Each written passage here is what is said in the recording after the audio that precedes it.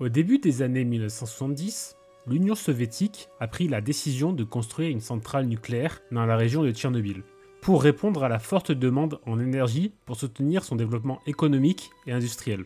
La construction a débuté en 1970, tout comme la ville de Pripyat, qui a été érigée pour accueillir les travailleurs de la centrale, située à seulement 2,6 km. Pripyat était une ville florissante, conçue comme un modèle urbain de l'ère soviétique, avec des bâtiments modernes, des parcs verdoyants, des installations sportives, éducatives et culturelles, offrant une qualité de vie confortable à environ 50 000 habitants. Cependant, tout a changé la nuit du 25 au 26 avril 1986. À 1h23, lorsqu'un incident s'est produit au réacteur numéro 4 de la centrale nucléaire pendant un test de sécurité. Une série d'erreurs humaines et techniques ont entraîné une augmentation incontrôlable de la puissance du réacteur. Les techniciens ont alors tenté d'arrêter la réaction nucléaire, mais cela a provoqué une instabilité encore plus grande dans le réacteur, aboutissant à une explosion et à la libération massive de matières radioactives dans l'environnement. La population n'a pas été immédiatement informée, ni évacuée. La plupart des habitants n'ont reçu que des comprimés d'iode et ont continué leur vie quotidienne. Ce n'est que le lendemain, le 27 avril, qu'une heure d'évacuation a été annoncée. Les habitants ont dû quitter la ville précipitamment, laissant derrière eux leurs biens, leurs souvenirs, ainsi que leurs animaux de compagnie, qu'ils ne pourront jamais récupérer en raison de la contamination massive de la zone. Il n'existe aucune vidéo de l'explosion de la centrale de Tchernobyl, et très peu montrant l'évacuation de Pripyat.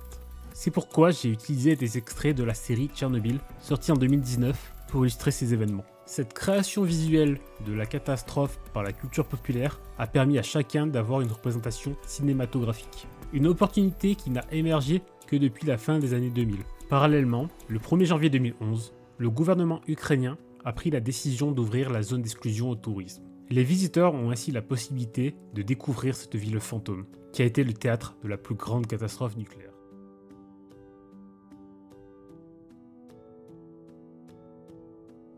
Je me demande pourquoi on écrit si peu sur Tchernobyl. Pourquoi nos écrivains continuent-ils à parler de la guerre, des camps, et se taisent sur cela? Est-ce un hasard? Je crois que, si nous avions vaincu Tchernobyl, il y aurait plus de textes. Ou, si nous l'avions compris. Dans son livre « La supplication », Svetlana Alisevich a interrogé des centaines de victimes de la catastrophe de Tchernobyl, afin de mettre en lumière le monde des survivants. J'ai décidé d'intégrer des citations de son œuvre tout au long de ce film documentaire pour illustrer l'évolution de la perception de la catastrophe.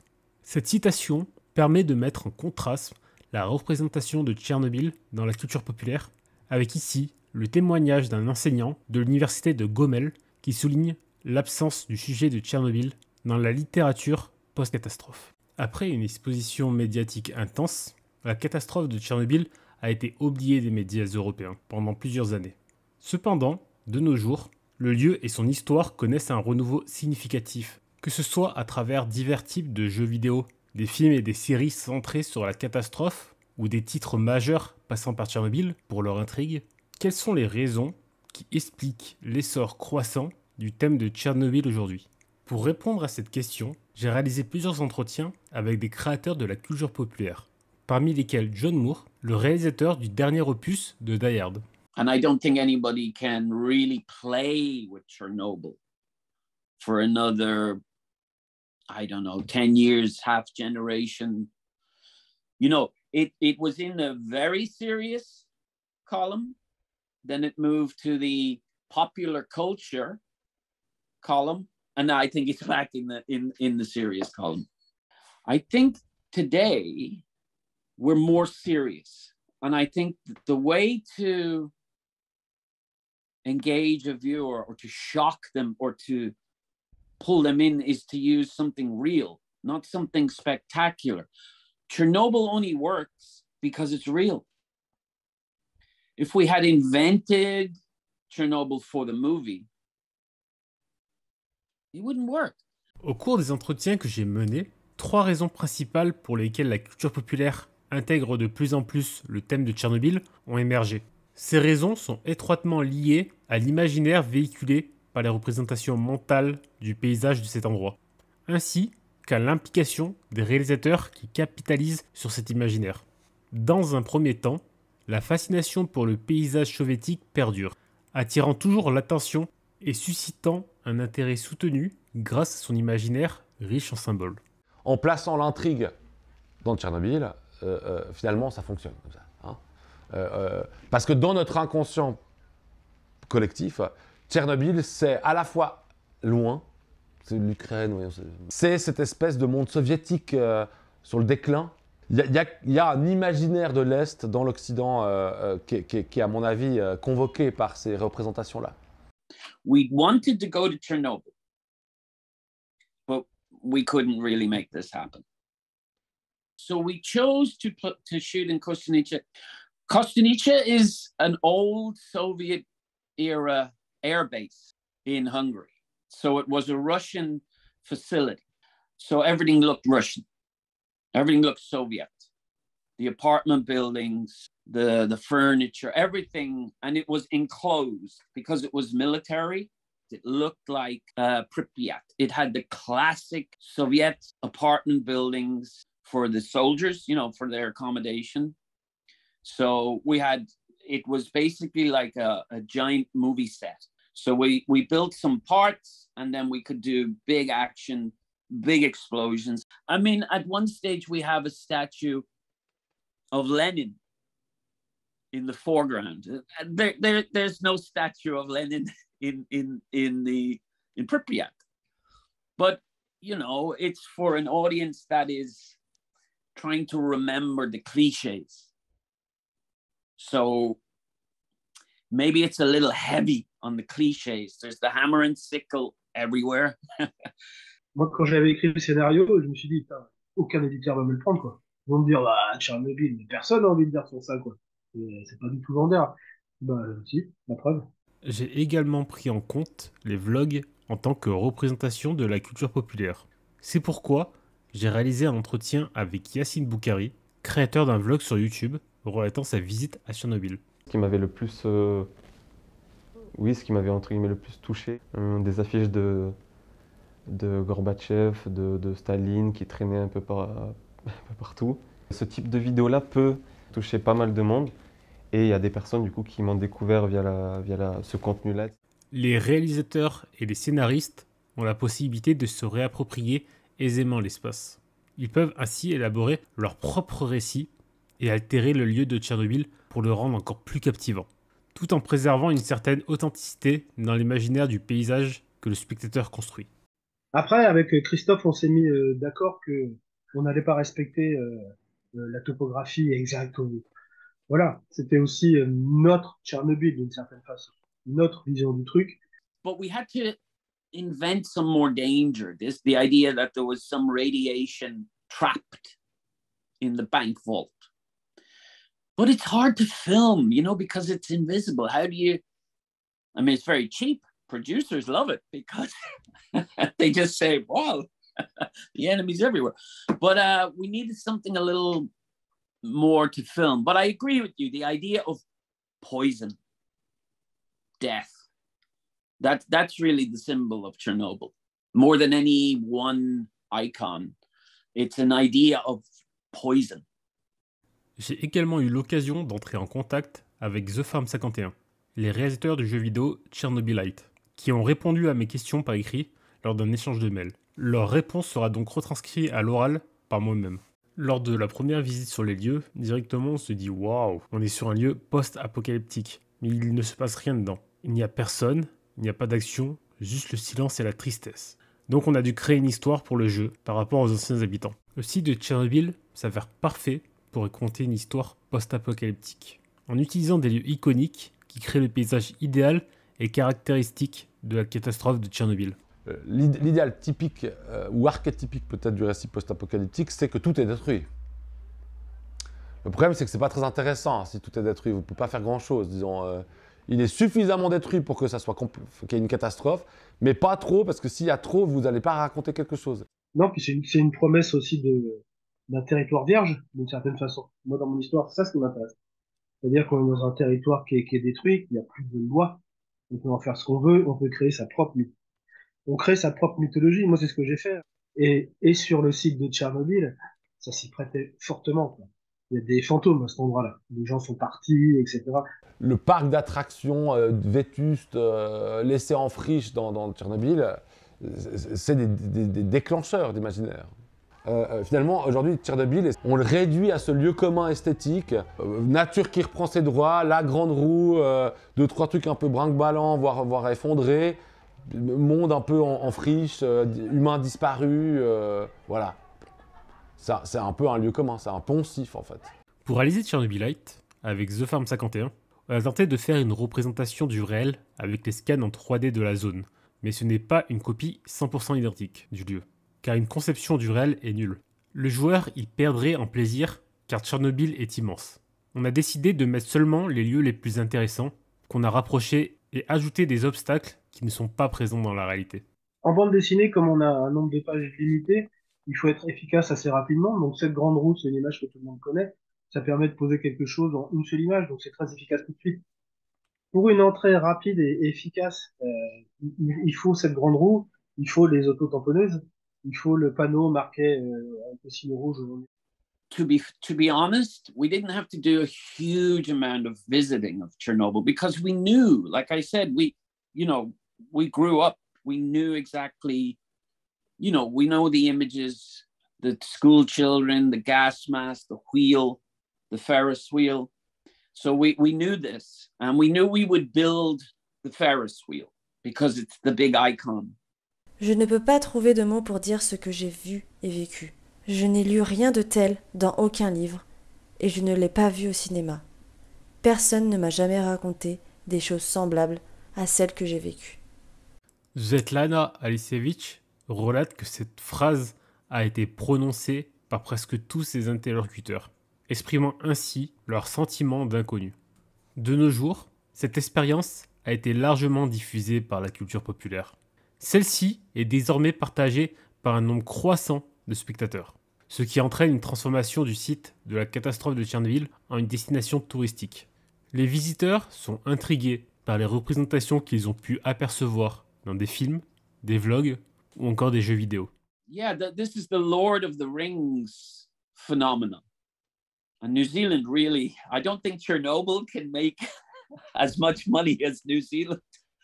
But yeah, it's a real thing. So yes, I think if you look at movies maybe like the James Bond movies, those were the kind of movies that you would see in a new city, a new location, and it was very exciting. J'ai échangé par mail avec l'agence touristique Chernobyl Tour. Cet entretien m'a appris comment le tourisme utilise la culture populaire pour attirer les voyageurs. Le lieu de la catastrophe a connu une augmentation des visites grâce aux productions abordant l'histoire de Tchernobyl. Entre 2017 et 2021, le tourisme a fortement évolué. Le nombre de touristes est passé de 50 000 à 125 000 en 2019, établissant même un nouveau record de visiteurs 6 mois après la diffusion de la série Tchernobyl d'HBO. Malheureusement, la progression a été freinée par la pandémie de Covid-19. Mais en 2021, malgré les mesures sanitaires, plus de 70 000 visiteurs se sont rendus sur place. Cependant, début 2022, l'invasion russe a mis un terme à la possibilité de visite. Chernobyl Tour mise énormément sur la culture populaire pour attirer les touristes. Il collabore avec des blogueurs, des cinéastes et même des créateurs de jeux vidéo. De plus, ils utilisent des noms évocateurs pour désigner leur circuit touristique, faisant appel aux souvenirs des lieux vus dans les productions. Par exemple, parmi les options de visite, on trouve le HBO Chernobyl Série Tour, qui permet aux visiteurs de revisiter tous les lieux emblématiques de la série. J'ai eu l'opportunité de mener des entretiens avec 6 individus ayant visité ou souhaitant visiter le site de la catastrophe de Tchernobyl.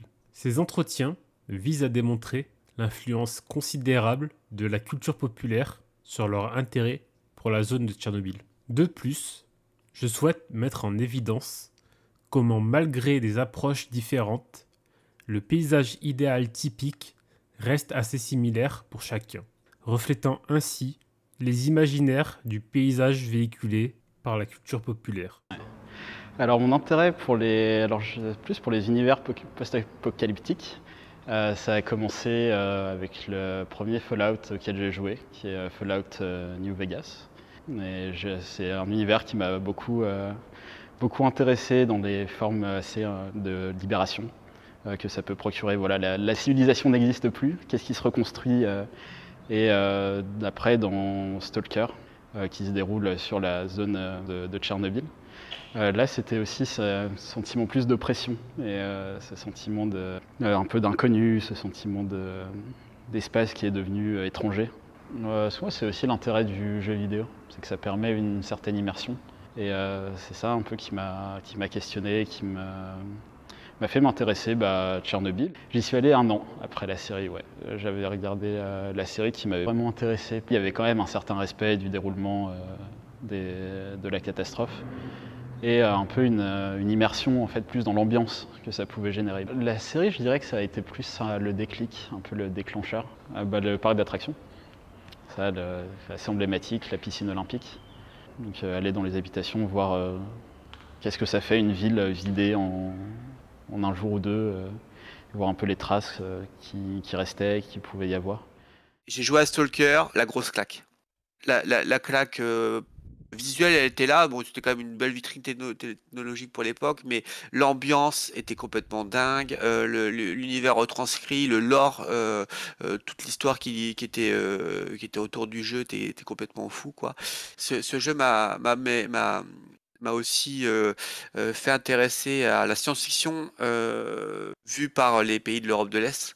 Donc tout ce qui était métro, ça m'a permis aussi de me remettre un peu à la lecture. J'ai lu aussi Pique-nique au bord du chemin. J'aime la science-fiction de manière générale grâce à ce jeu et la culture aussi encore plus slave qui est pour moi intéressante. Un lieu non, plusieurs oui.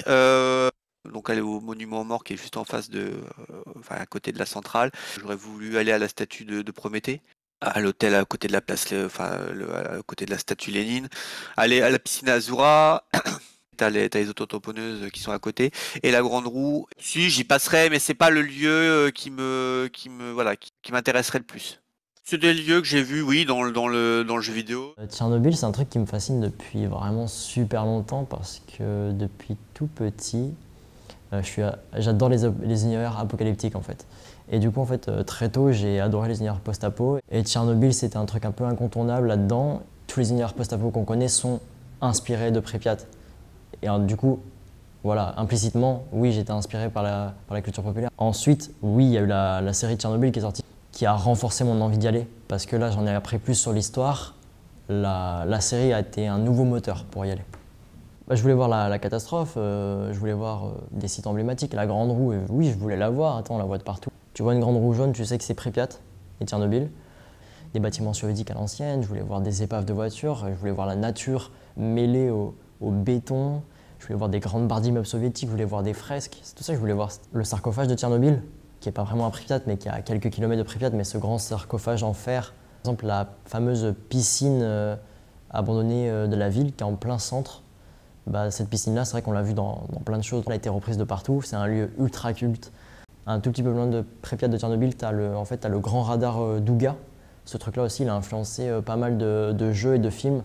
Un ensemble, et puis je voulais voir en fait cette ville isolée au milieu de rien. C'est vraiment au milieu de rien en fait. Le phénomène de Tchernobyl et le fait qu'il y ait toute une ville abandonnée, une grande roue abandonnée, tout rouillé, etc. Et ça qui a été un peu orchestré, tu vois, grâce à Call of Duty, les jeux vidéo, etc. Mais vraiment celui qui m'a le plus touché et entre guillemets donné envie d'y aller, c'était du coup Call of Duty parce qu'il y a exactement, c'est vraiment du copier-coller de la réalité dans le jeu vidéo. Non, je l'aurais vu quand même, quitte à être en Ukraine, à Kiev, etc. Je l'aurais vu quand même, mais je l'aurais peut-être vu d'un œil différent en fait.